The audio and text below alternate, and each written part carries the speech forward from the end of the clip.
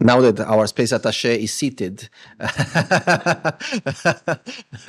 finally I can welcome all of you to the Embassy of Italy here in Japan. I'm Francesco CANNITO. I'm the head of the Economic and Commercial Office here at the Embassy, also overseeing the space activities, of course, together with Marco and the team of the office. It's a great pleasure to, again, welcome you all and to celebrate today the Italian Space Day. This is an annual celebration that we have at the Embassy, and together with Marco and the team, we've been working all over these years to basically use this day to make a little step forward year by year for strengthening the collaboration between Italy and Japan in the space sector. Today in the morning we had the opening event of the 38th meeting of the GEM-USO collaboration. We thank the delegation, the Italian delegation, the Japanese delegation that attended this event in the morning, and many of them are here also in the afternoon.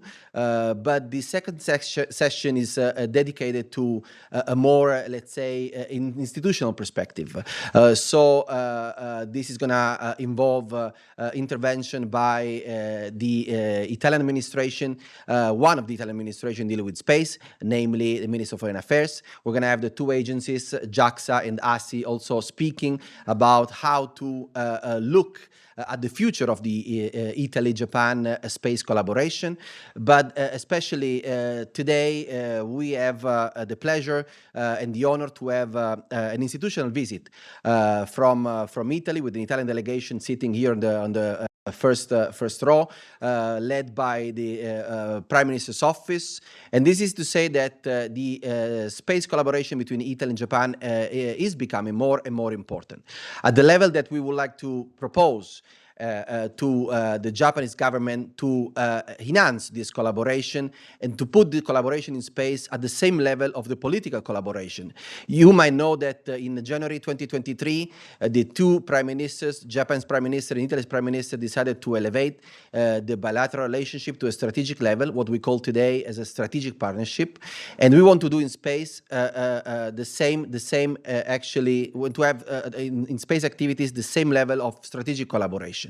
So in these days, we're going to discuss with the Japanese government and different administration about how to structure an enhanced dialogue on space.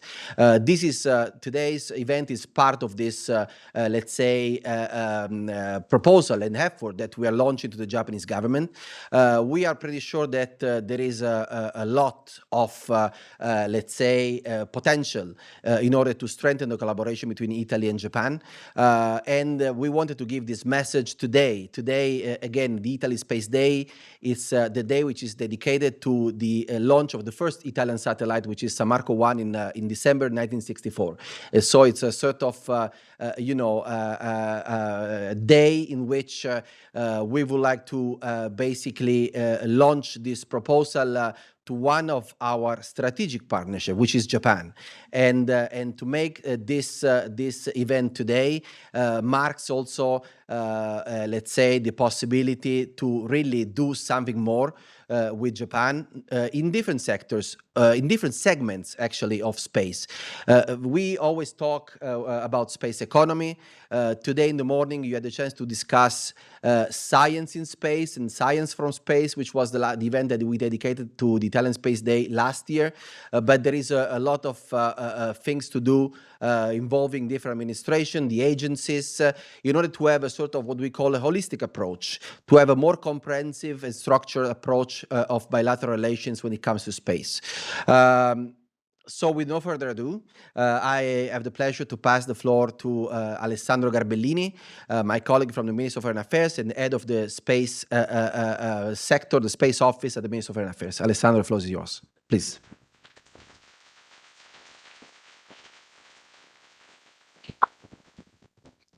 Good afternoon, colleagues, distinguished friends, ladies and gentlemen, good afternoon. Let me please thank first of all the Embassy of Italy for the warm hospitality and to congratulate for the organization of this event for the National Space Day.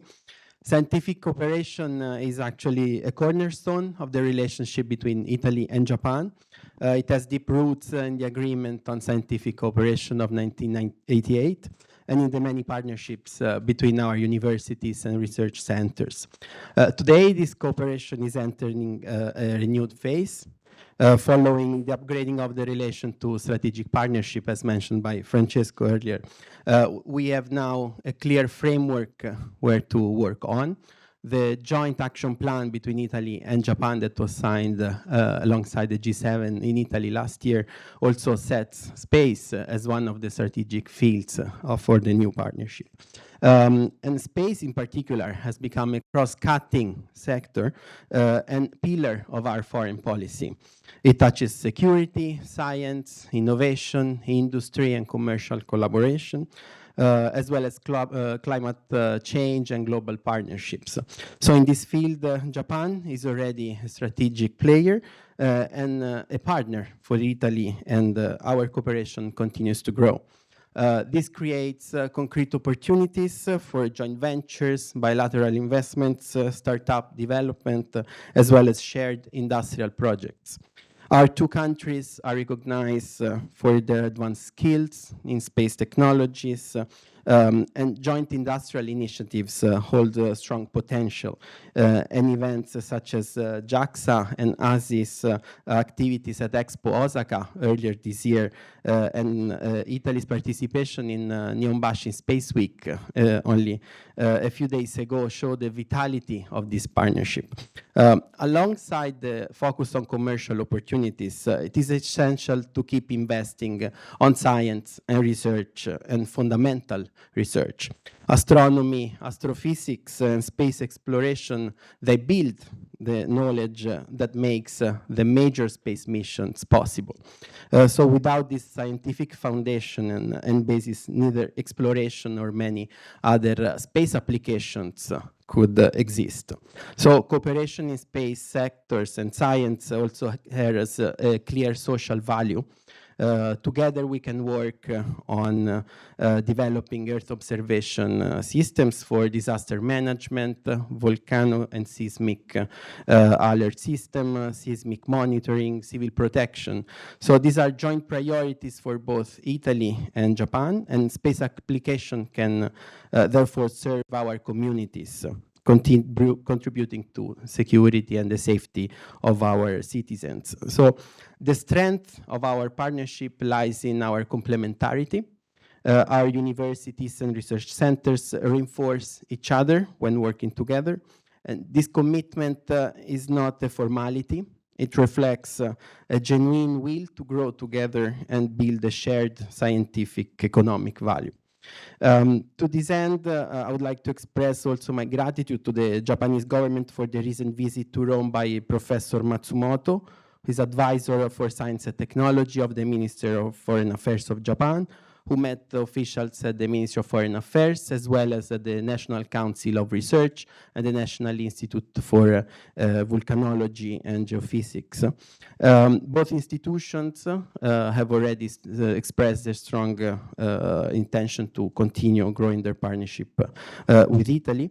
And I also would like to recall the visit in June 2024 by Minister of University and Research Bernini to Japan, who supported the launch of two major joint projects on energy storage technologies and gravitational wave research.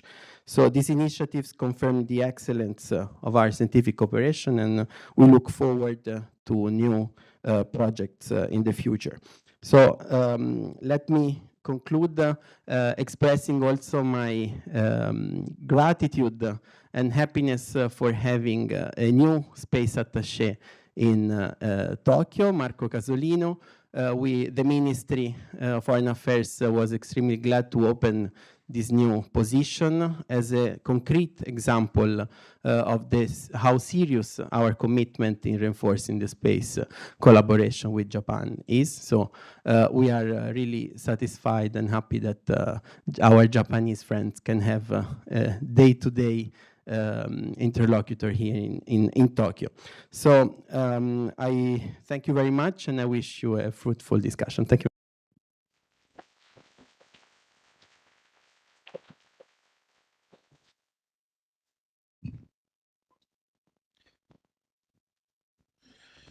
And indeed, the creation of the position of space attaché here at the Embassy of Italy in Japan was key to this effort that you are trying to implement to strengthen the relationship between Italy and Japan. But since we are recognizing, the efforts, and we are recognizing also people, let me spend a few words for Gabriella ARRIGO, who's going to be our next panelist and speaker today, because Gabriella has been doing a great job all over the years. Gabriella was very important when we joined actually the embassy a few years ago, in also supporting this idea of having a space attaché at the Embassy of Italy in Japan, since she knew and she knows that Japan is a key ally, a key partner for Italy in space, from a bilateral point of view, but also from a multilateral point of view. So, with great pleasure, I call to stage Gabriella ARRIGO, and she's Director for International Affairs of the Italian Space Agency, for her welcome remarks. Gabriella.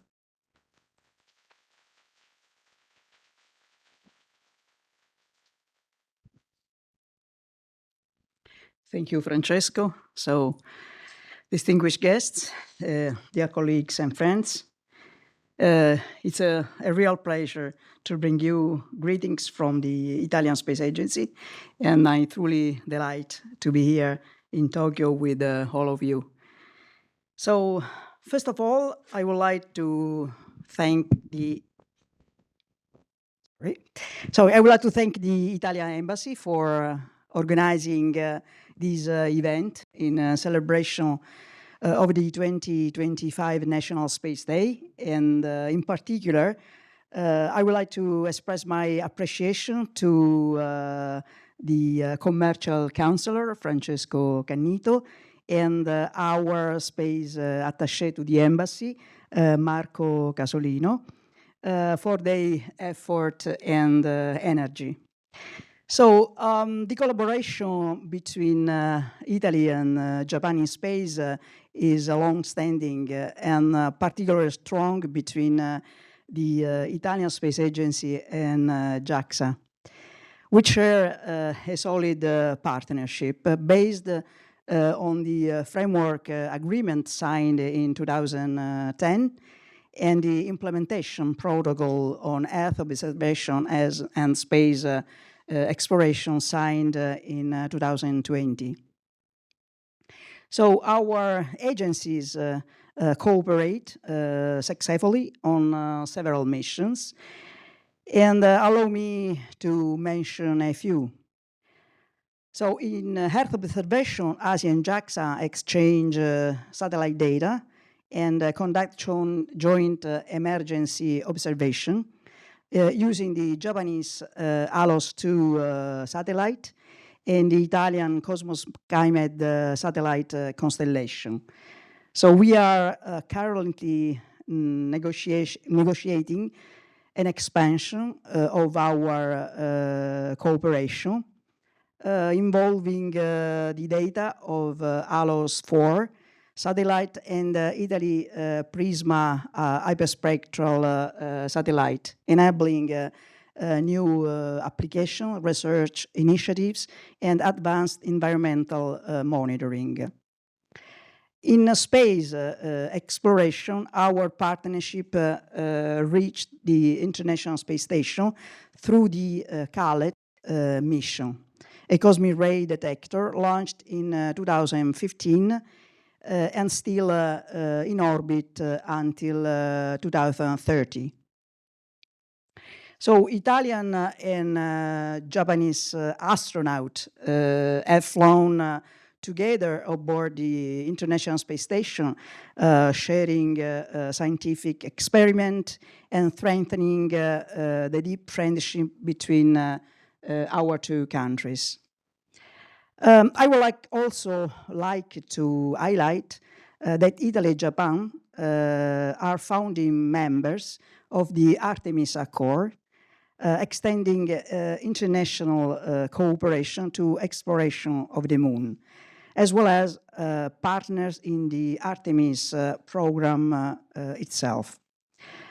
Indeed, within this framework, discussions are ongoing between ASI and JAXA to try to integrate the Italian pressurized habitat module with the Japanese pressurized rover on the lunar surface.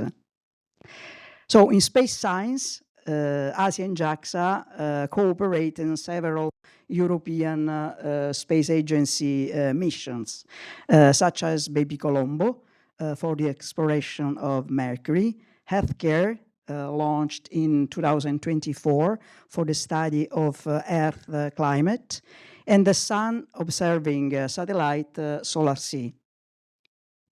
So other collaborations are in the pipeline, including the Martian Moon Exploration mission, LiteBIRD mission for the studies of B-mode polarization and cosmic inflation. And in the near future, we hope, Hayabusa 3 mission aimed at collecting samples for astrobiology studies, as well as Ramses, the European Space Agency Space Defense Planetary Mission. On this special occasion today, I would also like to recall the long-standing collaboration between Italy and Japan on JAME-EUSO program, financially supported by ASI, which has seen the Italia mini-EUSO payload installed on board the ISS and 3 successful stratospheric balloon flight with a 4th planned for 2027. So let me say that Italy and Japan are united by shared values and principles, including the responsible use of outer space for peaceful purposes, which we pursue together in multilateral fora, such as the United Nations Committee on the Peaceful Uses of Outer Space, UN COPUOS. And in this regard, I would like to recall the strategic partnership signed in 2023 by our Prime Minister, reaffirmed in the Italy-Japan Action Plan 2024-2027. This plan aims to further strengthen bilateral cooperation across 6 priority areas, among which space stands prominently. And within this framework, the recent visit just 2 weeks ago of Japanese ambassador to Italy, His Excellency Suzuki Satoshi, who visited the ASI Remote Sensing Center in Matera, once again reaffirmed the strength of Japanese and Italian partnership and dialogue in space. So let me conclude by expressing my sincere gratitude to you, Japanese and Italian scientists, JAXA. Later we'll have the opportunity a bilateral meeting. I thank you for your bilateral and multilateral contribution to space research. Let me say that space exploration is our profession and our passion, but it also our contribution to the future of humanity and its progress. So thank you so much.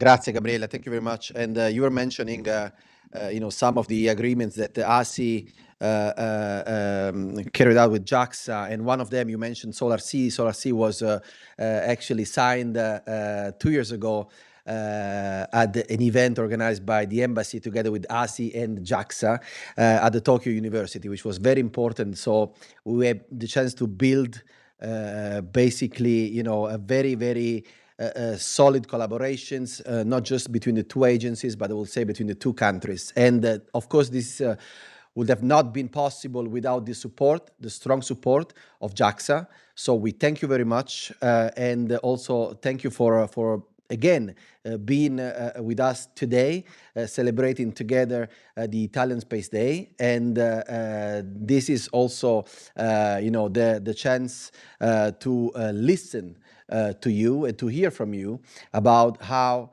JAXA is planning and thinking about the next step collaboration to be realized with not just ASI, but I will say with Italy and between Italy and Japan. So please, Director, come on stage and let's welcome JAXA for with a big round of applause for their intervention. Please, come to the stage.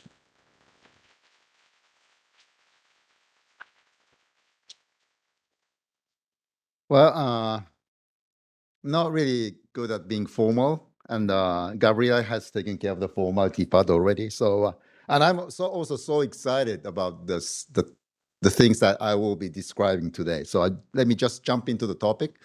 Very exciting one. I hope you get excited too. And I thought my brief speech is about LiteBIRD. It's a mission to explore the very beginning of the universe. Well, you might think that you know how universe began. It must be Big Bang, right? But then the question is, what is the process that led to Big Bang?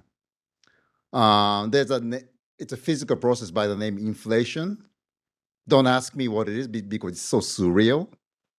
But funnily, it has left two fingerprints in the sky, in the cosmic wave background. One is the shape of the CMB, cosmic microwave background, and that's been studied intensively by the Europeans because of the Planck mission, ESA Planck mission. And looks okay. Well, inflation is not dead. Inflation theory is not dead. So then what about the second fingerprint? It's a polarization signal in the cosmic wave background. And then because it's such a surreal process, you know, somebody has to go and measure it and see if inflation is the real thing. And so we made a proposal that we should, together with our European friends, including Italians, of course, we should fly a mission by the name LiteBIRD. So that's what the LiteBIRD is. It's a difficult mission. It's going to go for the second fingerprint that still remained unexplored, polarization signal in the sky. And in order to make this mission happen, of course, we have to be good friends, and I think we are by now, and after, I don't know, several years of struggling together. But in order to make this mission happen, we need a very nice detector, because it's such a difficult measurement to make. You need to have a highly sensitive detector to make the measurements. So we were discussing about this, and then it was clear that somebody has to start up and say, I will take the lead of the European effort to develop the new detector. And of course, it was Italians. There was a meeting one day, and the Italians stood up and said, Italy will take the leadership. And ever since then, this mission has been rolling. The mission has been a concept for like 10 years, 15 years, 10 years by now. But the hurdle has always been the detector issue. And there was nobody that was gutsy enough to say, I will take the lead of developing the brand new detector. And as expected, in a sense, Italians. It was Italians who stood up and said, hey, I'm going to take the lead.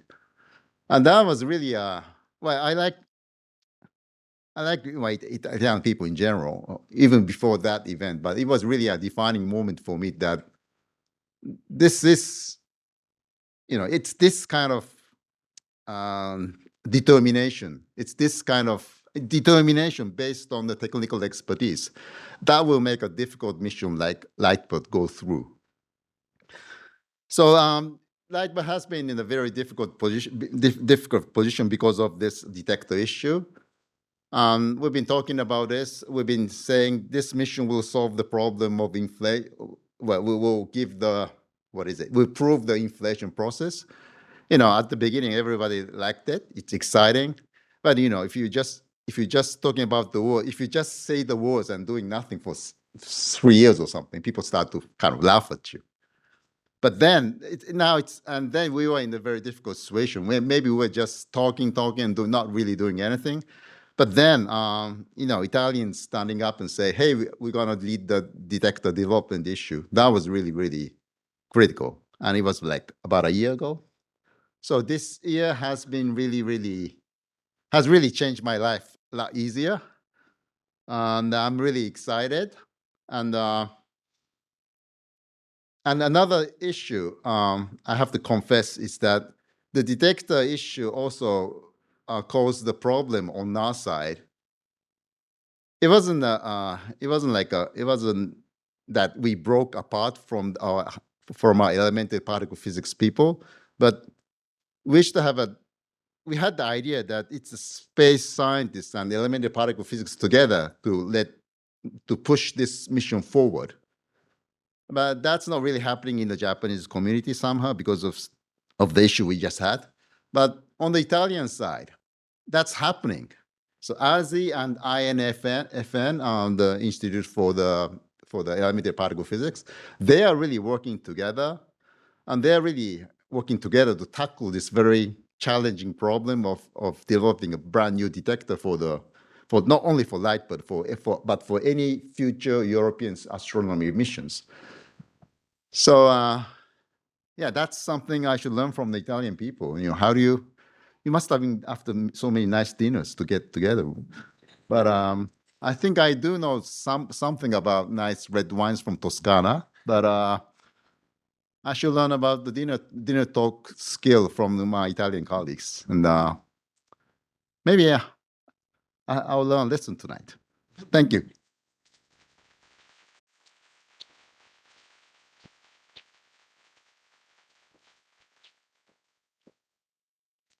And thank you, Fujimoto-san. I think that we can mutually learn one from the other in many different sectors, and one of those is technology, another one is science, and all of them apply to space is something that we really can move forward together hand in hand. This concludes the first part of this Italy Space Day. Please wait just a minute to reset the stage while the delegation is going to have another meeting. So thank you very much for attending the first part. But Marco Casolino, our space attaché, will take over. He will start the panel for the second part of this event. So thank you very much.